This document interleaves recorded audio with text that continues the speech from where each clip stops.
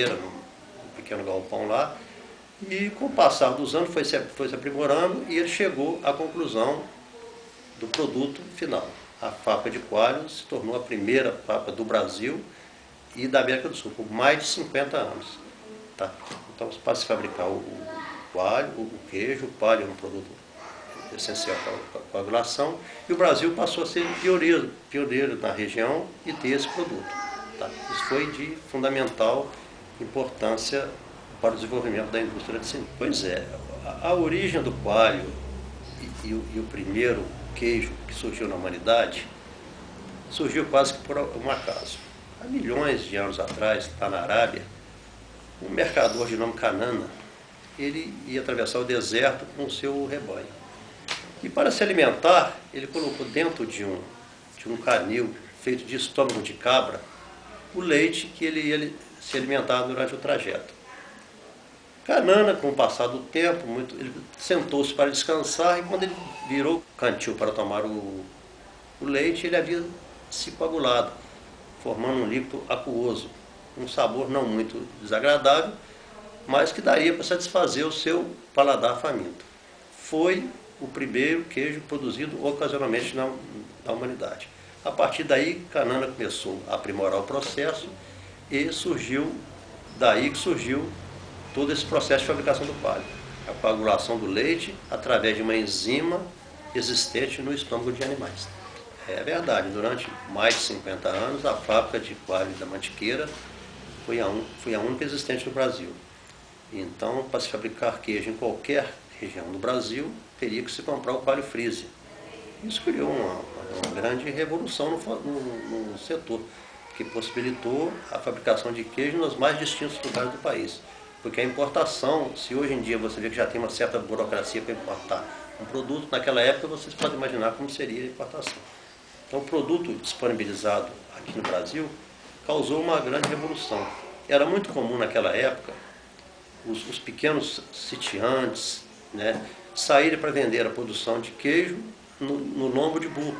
Muitas vezes os queijos enrolados em folha de bananeira. Saíam nas vilas, lugarejos vendendo queijo. Quando retornavam para sua casa, para o seu sítio, ele trazia os suprimentos que ele comprava com a venda dos queijos e o providencial vidrinho de coalho, que seria fundamental para ele fabricar os próprios queijos para serem vendidos. Pois é, a linha de transporte ferroviária que chegou ao município, uma das primeiras a serem construídas pela antiga Estrada de Ferro Dom Pedro II. O que aconteceu? Junto com a linha férrea chegou o progresso sobre os trilhos, porque a riqueza, os produtos eram fabricados aqui, mas tinha que se escoar esse produto. Naquela época, o transporte rodoviário praticamente inexistia. Então a importância foi fundamental. Um dos fatores que contribuíram para a chegada da rede ferroviária aqui foi exatamente a necessidade de utilizar o potencial produtivo aqui da região para abastecer a capital. A estação ferroviária de Mantiqueira, uma das primeiras a serem construídas, de arquitetura inglesa, tá? Uma situação até muito bonita, ela foi construída basicamente com esse propósito: abastecer a capital com o leite produzido pela bacia leiteira aqui da região. Inclusive, a estação na periferia da estação tinha uma plataforma de embarque e desembarque de leite. Entendeu?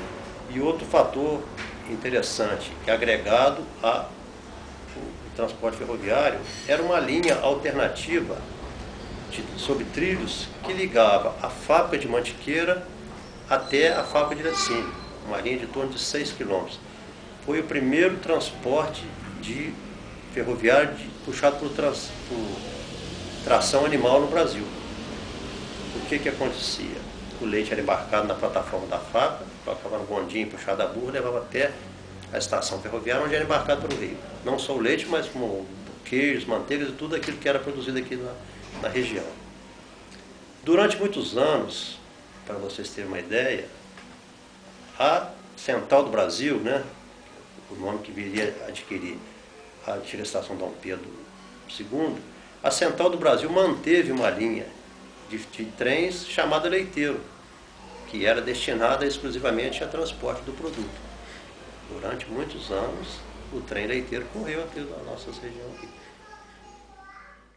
Em 1900 é fundado a Loja Maçônica Antenor Aires Viana, com o nome de União Palmirense. Em 1903 é fundada a Irmandade São José, que iniciou a construção do Hospital de Misericórdia, sendo inaugurado mesmo em 1907. Em 1907 é fundada a Fábrica de Laticínios Alberto Buch, ou Alberto Buch Jong e Companhia, a qual produzia queijos redondos, tipo holandês, e além das atividades ligadas ao leite, tinha um departamento comercial de construções, por intermédio do qual construiu a ampliação da fábrica, a residência de Alberto Buch, na qual hoje funciona a Escola Estadual João Pinheiro, e a residência de Antônio Ladeira, a qual foi destruída por um incêndio em 1987, além de outras casas na cidade e fora dela. Na Exposição Nacional, os produtos Borboleta, marca registrada da firma, foram premiados com um grande prêmio. De 1907 a 1917, coube ao vigário José Raimundo a grande e grave missão de construir a belíssima matriz de São Miguel e Almas.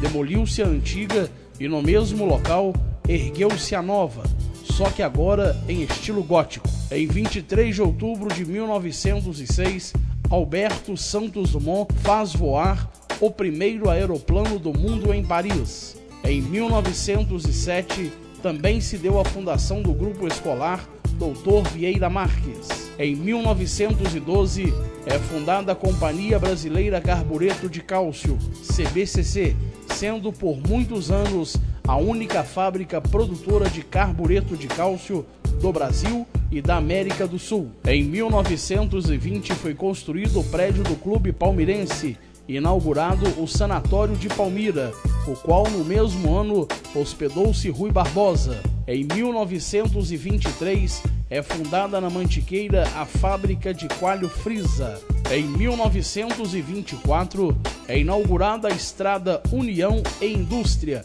ligando Palmira a Belo Horizonte e ao Rio de Janeiro. Em 1927 é fundada a fábrica de laticínios Ribeiro Fonseca Companhia Limitada, fabricante dos famosos produtos Borboleta e Palmira, que mais tarde se fundiria com Laticínios Alberto Buch.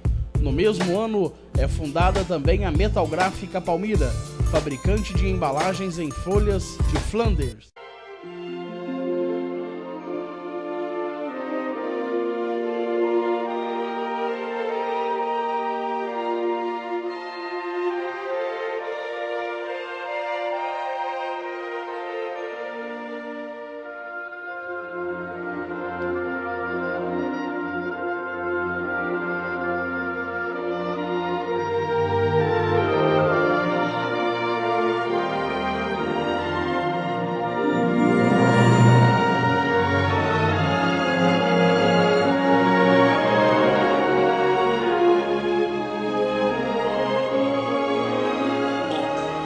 Seu Buch iniciaram primeiro na Mantiqueira a fabricação de queijo, que aqui não fabricava nada, queijo de especial. Na Mantiqueira, eles, a família Safortes, que eram grandes fazendeiros lá, essa família Safortes, que por intermédio do seu Pedro Rodrigues Ladeira, que era o dono aqui, eles também eram da família e tudo. Esse seu Buch, Alberto Buch Jong, virou e falou assim: vocês não fabricam queijo reino aqui não? Não, nem conhecemos, nem sabemos como é que eles fabricavam queijo Minas, que até hoje se fabrica, queijo mineiro, né? Ele virou e falou assim: eu poderia fazer uma experiência, quem sabe se nós podemos abrir uma fábrica de laticínios aqui. Então, perfeitamente, então fica à vontade. Aí ele foi e fabricou pouca quantidade só para eles terem a noção do que era o queijo reino, que no Brasil não existia. Foi a primeira fábrica de laticínios na América do Sul, foi a Companhia Laticínios Alberto Bucchi. Então era só mesmo vendido aqui, no varejo e tudo. E era assim que era feito. Na época era engradado de 12 cuias, engradado de madeira, com tiras. Depois, com a dificuldade de madeira, vieram para a caixa de papelão. Aí saía em caixa de papelão com 12 cuias de queijo. Aí o Brasil inteiro. A companhia, outra coisa, por isso que eu digo, eu tive na minha mão cartas dos Estados Unidos, que alguns americanos tiveram no Brasil e comeram queijo, ficaram doidos com queijo, pediam se poderiam vender a produção para os Estados Unidos. Que toda a produção nossa aqui, eles comprariam e levavam para os Estados Unidos. A firma não aceitou, não. Nós podemos mandar um pouquinho, mas vender toda a produção, não, aqui nós vamos ficar sem o queijo. Não é que é um queijo muito afamado. Nunca mais eu comi um queijo da marca Borboleta. Igual, nunca mais. Acabou mesmo. Não teve como. E é o tal negócio, os fabricantes dos tais foram envelhecendo e não botou ninguém no lugar. Porque tinha as formas certas. Aquilo era minuciosamente certa. Não fez ninguém. Eles foram ficando velhos, morrendo, aquela fábrica fechava, a outra fechava e acabou. Não teve mais continuidade da companhia. Não posso falar muito porque eu não tenho. Da Bucchi eu sei, porque meu pai trabalhou 58 anos, comentava aqui, e eu trabalhei 38 anos. Agora ali não, ali eu só sei o seguinte, que o dono, o que ergueu, ele não tinha filhos. Ele não tinha filhos. Então o que acontece? Ele tratou de, já também a idade avançada, né? É o Pedro Ribeiro. O seu Pedro Ribeiro era ele e a mulher. E ele não teve filhos. Tinha um sobrinho doido, totalmente doido. Então o que ele fez? Ele viu o esforço que o seu Galileu e o seu Oscar Neves tinha, a dedicação, porque os dois trabalhavam assim. O seu Galileu puxava a tropa de leite para despachar leite na estação. Ele falou, esse homem é muito trabalhador. Convidou os dois para ser sócio. O seu Galileu e o seu Oscar Neves. E os dois começaram aqui, onde a Anita Soares Dulce. Ali ao lado do ginásio Santos Dumont. Ali é que começou a Ribeiro Fonseca. Após a morte do seu Pedro Ribeiro, ele comprou prédio lá na rua Silva Fortes e passou daqui, que era muito pequeno, passou para lá, que era maior. E como já tinha as fábricas das regiões na fábrica, o queijo era fabricado na roça e vinha para ali. Como vinha para aqui também, passou a ir para lá e lá foi até fechar, na Silva Fortes. Lá é que encerrou a atividade da companhia Palmira, né, que era a Ribeiro Fonseca. Que o seu Galileu, ele não tinha Ribeiro no nome. E o Pedro Ribeiro pediu que ele, para efeito de coisa, e papelada e tudo, o seu Galileu Machado, e acrescentou Fonseca como se fosse filho do Pedro Ribeiro. E o Oscar Neves continuou Oscar Neves, ele não botou Ribeiro, manteve Oscar Neves. Mas o Pedro Ribeiro aproveitou o Galileu, e o Galileu também foi um homem de cultura, assim, intelectual, formado, O senhor Galileu aprendeu a escrever depois que passou a ser diretor da Ribeira Fonseca. O rabisco dele só sabia que era o Galileu quem trabalhava com ele. Pelo contrário, ninguém sabia que era a assinatura do seu Galileu. Mas visão e conhecimento que os filhos eram formados, os filhos não tinham a capacidade que o pai, com todo o analfabetismo, o seu Galileu. O município de Santos Dumont.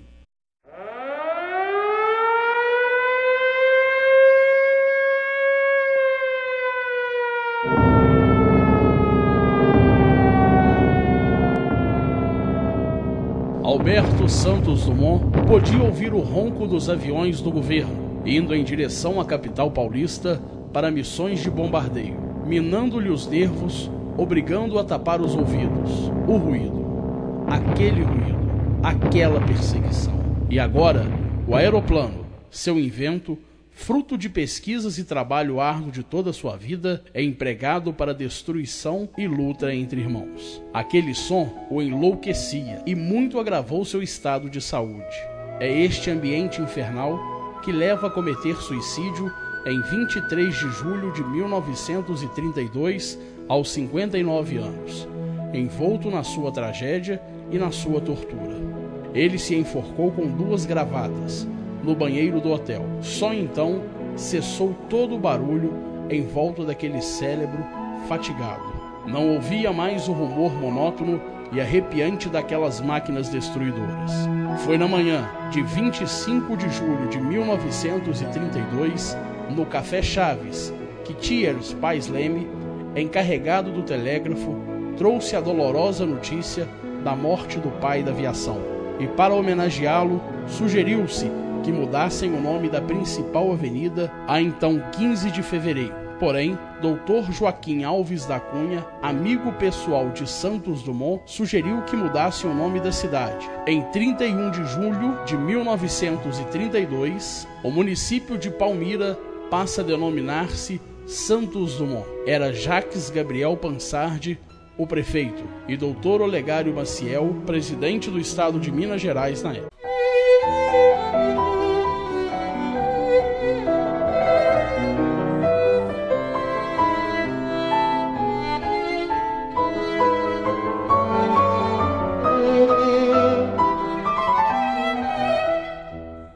No dia 25 de julho de 1932, era uma segunda-feira, o Castelo Branco estava trabalhando na prefeitura na parte da manhã. A prefeitura normalmente trabalha na parte da tarde, né? O pessoal chega. Então, alguns trabalham na parte da manhã. Ele estava na parte da manhã na prefeitura, não tinha quase ninguém lá. Ele estava no gabinete do prefeito e chegou lá no gabinete um telegrafista, que era o sujeito responsável pelo telégrafo lá na estação, que se chamava Thiers Pais Leme. O Thiers era muito amigo do papai e foi lá na prefeitura para procurar a autoridade. E na visão dele, naquele momento, a autoridade era o Castelo Branco, que estava no gabinete do prefeito. O prefeito ainda não havia chegado. E ele chegou e falou: ô Castelo, eu vim aqui para te dar uma notícia. E não é uma notícia muito boa, não. Ele falou: o que foi? O que aconteceu? É que acabou de falecer em São Paulo o Alberto Santos Dumont. O papai falou: rapaz, os dois ficaram ali, né, matutando, lamentando. E ele ficou sabendo disso porque ele ficava com o fone no ouvido e ele, de ouvido, ele via as mensagens que vinham de São Paulo e do Rio de Janeiro para Minas Gerais. E veio uma mensagem exatamente para o Olegário Maciel, que era o governador do estado, avisando da morte de Santos Dumont, que havia acontecido no dia 23 de julho. Isso só passou aqui no dia 25. Dia 22 de julho. Ele morreu numa sexta-feira, no dia 25, segunda-feira, é que chegou a notícia. E os dois estavam ali, sem saber o que fazer, né? Aí o papai falou com o Thiers: ô Thiers, vamos ali no Café Chaves. E eles foram lá. Vamos lá no Café Chaves, vamos tomar um café e vamos conversar com as pessoas, vamos ver o que a gente pode fazer para poder homenagear o Santos Dumont. Aí ele falava: olha, mudar o nome da rua é pouco, né? Vamos ver, vamos lá tomar um café. E chegando lá, tinha uma quantidade grande de pessoas, entre elas Joaquim Alves da Cunha, que é um advogado muito conceituado na cidade, amigo pessoal do papai, do Castelo Branco. E ele chegando lá, ele se dirigiu a todo mundo, o que havia acontecido, deu a notícia, né, para o município. Naquele momento só o pessoal do Café Chaves, alguns tomando café, e o doutor Joaquim lá sentadinho, tomando o café dele. E ele falou, ô Quincas, chamava ele de Quincas, porque eles tinham intimidade, né? Ô Quincas, acabou de falecer Santos Dumont, acabou de morrer, e nós estamos aqui querendo saber o que a gente podia fazer para homenagear esse homem. Você, o Joaquim Alves da Cunha, havia feito, quando Santos Dumont esteve aqui, numa homenagem que foi feita pelo município a Santos Dumont, o Joaquim Cunha foi quem fez a homenagem a Santos Dumont. Foi ele que falava muito bem, ele tinha assim, uma oratória muito boa.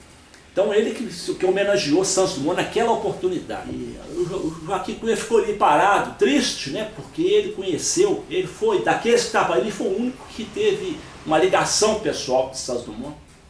Aí ficou ali um tempinho assim, meio triste, meio aborrecido. Aí eles pegou, segundo o papai, ele botou a mão na cabeça, ficou pensativo uns tempos, de repente ele levantou a mão e falou assim, vamos mudar o nome da cidade de Palmeira para Santos Dumont.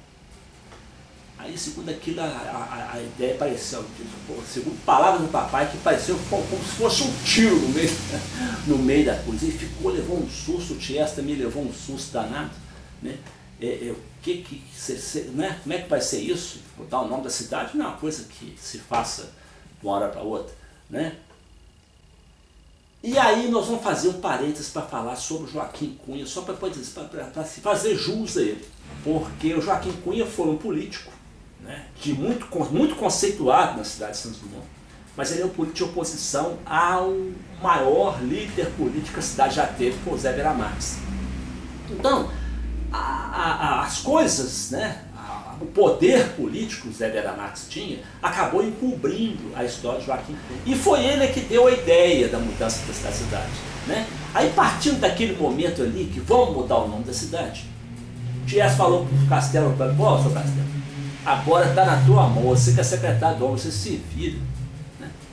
E foi assim que ele fez. O Castelo Branco saiu dali, foi para a prefeitura para esperar o Jacques Pansart chegar. E na hora que ele entrou no gabinete, o Castelo Branco já falou logo com ele, ó, prefeito, aconteceu, né, o fato da morte de Santos Dumont, e desse jeito, a história é contada, ele contava desse jeito. E já existe um movimento na cidade com o intuito de mudar o nome da cidade de Palmeira para Santos Dumont. O que você acha? E ele falou que o Jacques Pansart não assustou muito com essa história, não. Ele falou, você é mesmo, Castelo? Já existe um movimento considerável. O movimento nesse momento era o Ties, o Castelo Branco e o Joaquim Cunha, né? Mas aí a história, ele falou assim, mas já existe. Então, o Jacques Pansart perguntou, e o que o Zé Vera Marques acha disso? Já perguntou? Eu falei, não, eu primeiro tenho que saber o que o senhor acha. Eu disse, não, vai lá na casa do Zé Vera Marques, vê o que ele acha. Zé Vera Marques, na segunda-feira, por coincidência, estava, porque ele ficava em Belo Horizonte, ou então em Brasília, ou então não, ou em Belo Horizonte, ou então no Rio de Janeiro, né? E ele estava aqui visitando a família. Aí ele falou, vai lá na casa do Zé Vera Marques, vê o que ele acha desse assunto. E o papai foi, chegou lá, é aquela casa verde que tem ali, onde hoje é a escola, aquela escolinha ali, aqui na rua Vera Marques, na rua Zé Vera Marques. Ali ele morava, Zé Vera Marques, com a dona Cotinha, a família toda ali.